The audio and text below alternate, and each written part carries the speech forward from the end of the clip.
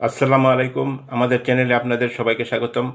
আমাদের চ্যানেলে আমরা জমি জমা ও বিবাহ সংক্রান্ত বিভিন্ন আইনি সমস্যা ও এর সমাধান নিয়ে আলোচনা করে থাকি। আমাদের সাথে লাইভে যুক্ত আছেন আজকের অতিথি।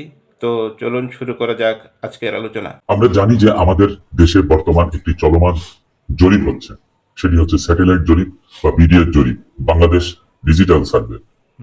এই বাংলাদেশ ডিজিটাল সার্ভের আগে যতগুলি জরিপ আমাদের দেশে হয়েছে প্রত্যেকটি জরিপ অ্যানালগ পদ্ধতিতে হয়েছে, আর এখন যেটি হচ্ছে সেটি হচ্ছে স্যাটেলাইট জরিপ, ড্রোনের মাধ্যমে বা বিমানের মাধ্যমে যেভাবে এটা হচ্ছে। এই স্যাটেলাইট জরিপ অনেকেই মনে করেন যে স্যাটেলাইট জরিপে যদি নাম না আসে, কোনো কারণে যদি মিস্টেক হয়ে যায় বা ভুলবশত চলে যায়, তাহলে জমির মালিকানা হারাতে হবে। বিশেষত ভূমি মন্ত্রণালয় কর্তৃক বলা হয়েছে যে এই জরিপটি যদি সুসম্পন্ন হয় এবং সুন্দরভাবে যদি শেষ করা যায়, তাহলে 100 বছরের মধ্যেও আর জরিপ কার্যক্রম পরিচালনা করা লাগবে না। সেজন্য দেশের সাধারণ জনগণ তারা অনেকেই কিন্তু বুঝতে পারতেছে যে জরিপ, এই বিডিএর জরিপটি যদি জমির প্রকৃত মালিকের নামে না হয়, তাহলে হয়তো বা জমি হারাতে হবে। তো আমাদের যে দলিল যার, তিনি কি, তার নামে কি বিডিএর জরিপ হবে? কিন্তু প্রচলিত যে একটি কথা ভাইরাল হয়েছে, যে আইনও রয়েছে, সেটি হচ্ছে দলিল যার ভূমি হবে তার। তো দলিল যার ভূমি হবে তার, যে ব্যক্তির নামে দলিল আছে, দলিল হচ্ছে সবচেয়ে শক্ত এবং গুরুত্বপূর্ণ একটি ডকুমেন্টস, যে ডকুমেন্টস দিয়ে জমি বেচা বিক্রি হস্তান্তর মালিকানা সবকিছুই কিন্তু করতে পারেন একজন জমির মালিক যার কাছে দলিল আছে।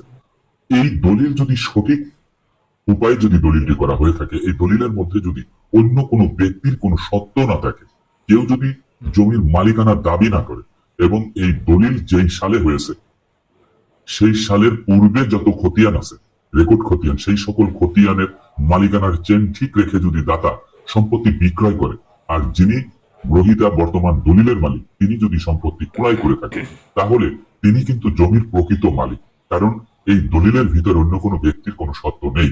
এখন রেকর্ড অন্যের নামে হতেই পারে, দখল একজন জবরদখল করে পেশি শক্তির বলে দখল করে নিতেই পারে, এটা স্বাভাবিক। কিন্তু আমাদের দেশে যিনি প্রকৃত জমির মালিক, তার সাব রেজিস্ট্রার অফিস কর্তৃক যে দলিলটি বৈধ উপায় হয়েছে, সঠিক দলিল, এবং ওই দলিলে কারো কোনো অংশ নেই, সত্য নেই, তাহলে ওই দলিল কিন্তু বিডিএর জরিপের হকদার।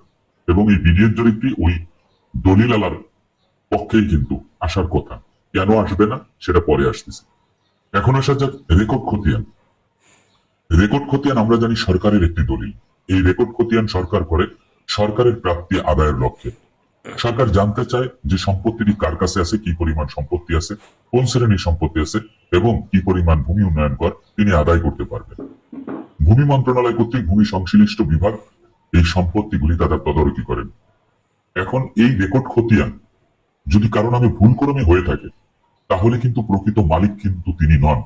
রেকর্ড খতিয়ান মূলের মালিকানা যদি তার দাবি করতে হয়, বা অরিজিনাল মালিক হিসেবে যদি তার প্রমাণ করতে হয়, তাহলে সেই সিএস খতিয়ান থেকে বর্তমান হাল নাগাদ যে খতিয়ানটি সর্বশেষ খতিয়ান হয়েছে, এই খতিয়ানের প্রত্যেকটি খতিয়ান বংশ পরম্পরায় ধারাবাহিকভাবে মালিকানার চেইন ঠিক রেখে যদি কারো কাছে সর্বশেষ হাল নাগাদ খতিয়ান থাকে, এবং সেই খতিয়ান দিয়ে যদি তিনি জমির মালিকানা প্রমাণ করে নিজেদের নামে নামজারি করে তারপরে ভূমি উন্নয়ন করা, অর্থাৎ হালনাগাদ রেকর্ড খতিয়ান যদি তার কাছে, হালনাগাদ ভূমি উন্নয়ন কর দাখিলাটা যদি তার কাছে থাকে, তাহলে তিনি কিন্তু জমির প্রকৃত মালিক। দ্বিতীয় নম্বরে হচ্ছে দখল যার দখলে আছে, তিনি কোন বুনিয়াদে দখলে আছেন, তার কি কোনো ডকুমেন্টস আছে, তিনি কি এই সম্পত্তির মালিক, তার কোনো দলিল নাই, কোনো রেকর্ড খতিয়ান নাই, তিনি জবর দখলকার হিসাবে সেই সম্পত্তিতে যদি বসে থাকেন, তাহলে কিন্তু তিনি এই সম্পত্তির মালিক না।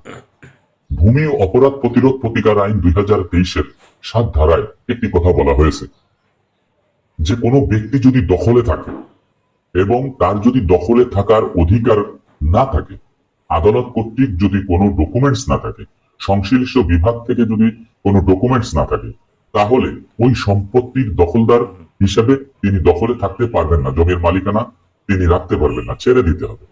এখন আদালত কর্তৃক যে কাগজের কথা বলা হলো, সেই কাগজটি হতে পারে তামাদি আইনের 28 ধারায় 20 বছর 30 বছর পরে তিনি আদালতে জাজমেন্ট পেয়েছেন জমির মালিকানা হিসেবে, অথবা সরকারি যে সংশ্লিষ্ট বিভাগ ভূমি উন্নয়ন ভূমি অফিসগুলি, সেই ভূমি অফিস থেকে তার নামে একটি হালনাগাদ সর্বশেষ রেকর্ড খতিয়ান হয়েছে, সেই রেকর্ড খতিয়ান মূলে তিনি নামজারি করে তিনি বসবাস করতেছেন।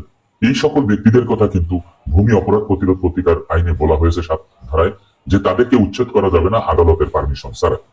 তাহলে এইখানে রেকর্ড খতিয়ান এবং আপনার দখল, এই যে দখলীয় যিনি মালিক তাকে কিন্তু ভূমি অপরাধ প্রতিরোধ প্রতিকার আইনে বলা হয়েছে তার কাছে যে কোনো কাগজ যদি থাকে তাহলে তাকে উচ্ছেদ করা যাবে না, সেই জমিতে প্রবেশের বাধা সৃষ্টিও কিন্তু করা যাবে না। যদি কেউ করে আদালতের পারমিশন ছাড়া, তাহলে যেই ব্যক্তি বাধা সৃষ্টি করবে তার বিরুদ্ধে আইনগত ব্যবস্থা নিয়ে 2 বছরের কারাদণ্ড, অর্থদণ্ড অথবা উভয় দণ্ডে দণ্ডিত হবে। এখন এই যে দখলদার, তার একটি খতিয়ান দিয়ে সে মালিকানা দাবি করতে পারে না, দখল ধরে রাখতে পারবে কিছুদিন, কিন্তু তিনি কিন্তু প্রকৃত মালিক নন। আবার যিনি রেকর্ড মূলে মালিক, তার সম্পত্তির হস্তান্তরিত হয় নাই, যেই ব্যক্তির সম্পত্তি পূর্বপুরুষ থেকে অদ্য পর্যন্ত খতিয়ান মূলে মালিকানা টেনে আসছে তাদের সম্পত্তি হস্তান্তরিত হয় নাই, এরকম যদি কোনো মালিক থেকে থাকে, শুধু রেকর্ডীয় মালিক, তাহলে সেই ব্যক্তি মালিকানা দাবি করতে পারে, তার নামে বিডিএর জরিপ হবে। আর দখলীয় যিনি মালিক আছেন তার নামে দখল সত্ত্ব থাকা অবস্থায় তিনি যদি আদালতের কোনো ডিগ্রি তার থাকে, ভূমি সংশ্লিষ্ট বিভাগের কোনো কাগজ যদি তার কাছে থাকে, জমির প্রকৃত মালিক যদি তার নামে উচ্ছেদ মামলা, জমি ফিরে পাওয়ার কোনো মামলা মোকদ্দমা না করে, এই অবস্থায় যদি বিডিএর জরিপ চলমান তার এলাকাতে যদি বিডিএর জরিপ হয়ে যায়, তাহলে ওই যে দখলদার তার নামে কিন্তু বিডিএর জরিপ হয়ে যাবে। আবার দলিল যার ভূমি হবে তার, সেই ব্যক্তি যদি বিজ্ঞ আদালতে মোকদ্দমা করে থাকে ওই জমি ফেরত পাওয়ার জন্য, তাহলে কিন্তু সমস্যা। তাহলে দলিল মূলে মালিকানা পেতে হলে আপনার সকল কাগজপত্র সঠিক থাকতে হবে, অন্যের নামে রেকর্ড থাকলেও আদালত কর্তৃক মামলা দিয়ে সেই রেকর্ডের জাজমেন্ট আপনার পক্ষে আসতে হবে, না আসলেও আদালতে যে মামলা চলমান তার কপি আপনার কিন্তু সাথে রাখতে হবে। হালনাগাদ খাজনা দিয়ে নামজারি করে আপনার দলিল যদি পরিপাটি হিসেবে থাকে, এই জমিতে কোনো সত্য কারো না থাকে, তাহলে আপনার নামে বিডিএর জরিপ হবে। আবার রেকর্ড আলাও কিন্তু সেম, তার যদি ধারাবাহিক সকল রেকর্ড খতিয়ান যদি তার নামে থাকে, তিনি হালনাগাদ যে খাজনা পরিশোধ করেছেন তার নামে নামজারি আছে, তার সম্পত্তিতে কেউ মালিকানা দাবি করে নাই, কোনো মামলা মোকদ্দমা নেই, তার নামেও কিন্তু বিডিএর জরিপ হতে পারে। কিন্তু দখলদার যিনি আছেন, সেই দখলদার যদি তার কোনো কাগজপত্র না থাকে, দলিল না থাকে, রেকর্ড না থাকে, কোনো কিছু না, একটি মাত্র রেকর্ড খতিয়ান দিয়ে ভূমি অপরাধ প্রতিরোধ প্রতিকার আইন 2023-এর 7 ধারা মোতাবেক হয়তোবা তিনি দখলে রয়েছেন, কিন্তু জমির মালিক যখন তার নামে মামলা করবে, উচ্ছেদ মামলা করবে, তার নামে একটি রেকর্ড হয়েছে সেই রেকর্ড সংশোধনের মামলা করবে, তখন এই দখলদার কিন্তু সম্পত্তি ধরে রাখতে পারবে না। তাকে কিন্তু যেমন আইনে বলা হয়েছে দলিল যার ভূমি হবে তার থাকতে হবে দলিল দলিলাদি, কিন্তু আবার বলা হয়েছে যদি কারো নামে হালনাগাদ রেকর্ড হয়ে থাকে, সেই রেকর্ড বুনিয়াদে তিনি সেই দখলে আছেন, তার মৃত্যুর পরে তার ওয়ারিশরাও দখলে থাকবেন, তাকে উচ্ছেদ করা যাবে না আদালতের পারমিশন ছাড়া। তাহলে জমির প্রকৃত মালিক যিনি, তার উচিত হচ্ছে ওই যে দখলদার, ওই দখলদারের বিরুদ্ধে বিজ্ঞ আদালতে মোকদ্দমা করা এবং তাকে সেখান থেকে উচ্ছেদ করা। তাহলে আমরা বিডিএর জরিপ যে বিষয়টি নিয়ে কথা বললাম, যে অনেকেই প্রশ্ন করেছেন যে আসলে বিডিএর জরিপটি কাদের নামে হতে পারে, দখলদারের নামে হতে পারে। দখলদারের নামে বিডিএর জরিপ যদি দখলদারের নামে হয়ে যায়, আঘাত করে যদি রেকর্ড যার তার নামেও যদি হয়ে যায়, দলিল আলা যদি তার সকল কাগজপত্র থাকা সত্ত্বেও তার নামে বিডিএর জরিপ না হয়, অর্থাৎ আমি বুঝাতে চাচ্ছি জমির প্রকৃত মালিক যিনি, তার সকল কাগজপত্র ঠিক থাকা সত্ত্বেও দখলীয় যে ব্যক্তি তার নামে যদি বিডিএর জরিপ হয়ে থাকে, তাহলে ভয় পাওয়ার কোনো কারণ নেই। কারণ হচ্ছে বিডিএর জরিপটি এটি হচ্ছে একটি স্যাটেলাইট জরিপ। পূর্বে অ্যানালগ জরিপটি যেভাবে হয়েছে, এই স্যাটেলাইট জরিপটি সেভাবেই হচ্ছে। এটা অ্যানালগ পদ্ধতিতে হয়েছে, এটা স্যাটেলাইটের মাধ্যমে হচ্ছে, পার্থক্য এতটুকু। কিন্তু যদি আপনার নামে বিডিএর জরিপটি না হয়, আপনার ভয় পাওয়ার কোনো কারণ নেই। আপনি সাথে সাথে পূর্বের মতো 30 ধারা 31 ধারায় মোকদ্দমা দিয়ে আপনি সেই বিডিএর জরিপ আপনার নামে করতে পারবেন। তারপরে যদি প্রিন্ট পর্চা হয়ে বেরোয় আসে, আপনি দেওয়ানি আদালতেও কিন্তু মোকদ্দমা দিয়ে আপনি কিন্তু, যদি ল্যান্ড সার্ভে ট্রাইব্যুনালে মোকদ্দমা দেওয়ার সুযোগ না থাকে, আপনি দেওয়ানি আদালতে মোকদ্দমা দিয়েও কিন্তু এই বিডিএর জরিপটি ক্যান্সেল করাতে পারবেন। এমন না যে বিডিএর জরিপ যার নামে হয়ে যাবে সে সম্পত্তির মালিকই হয়ে গেছে, এমন কোনো কিছু না। আপনার সম্পত্তি ভুল ক্রমে আরেকজনের নামে জরিপ হলেই যে তিনি মালিক হয়ে যাবেন তা কিন্তু না। কিন্তু আইন বলছে যে দখলদারের কাছে যদি কোনো প্রকারের কাগজপত্র থাকে, রেকর্ড খতিয়ান থাকুক বা যে কোনো আদালতের পারমিশন থাকুক, সংশ্লিষ্ট বিভাগের কোনো কাগজ থাকুক, এরকম যদি থাকে, তাহলে তাকে আদালতের পারমিশন ছাড়া উচ্ছেদ করা যাবে। এখানেই সমস্যা। এই জন্যই ভূমির প্রকৃত যিনি মালিক তার সম্পত্তি যদি অন্যের দখলে থাকে, অবশ্যই তার নামে মামলা দিয়ে তারপরে কিন্তু তার জমি উদ্ধার করতে হবে। এখানে নার্ভাস হওয়ার বা ভয় পাওয়ার কোনো কারণ নেই।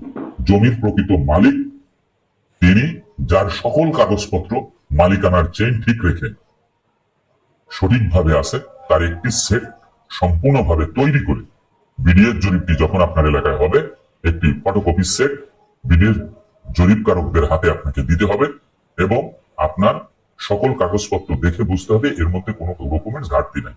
তাহলেই বিডিএর জরিপটি আপনার নামে হবে। আশা করি বিষয়টি বুঝতে পেরেছেন। আমাদের ভিডিওটি আপনার ভালো লাগলে লাইক, কমেন্ট ও শেয়ার করতে ভুলবেন না। আর এই ধরনের ভিডিও পেতে আমাদের চ্যানেলটি সাবস্ক্রাইব করে আমাদের সাথে থাকুন। ধন্যবাদ সবাইকে। আল্লাহ হাফেজ।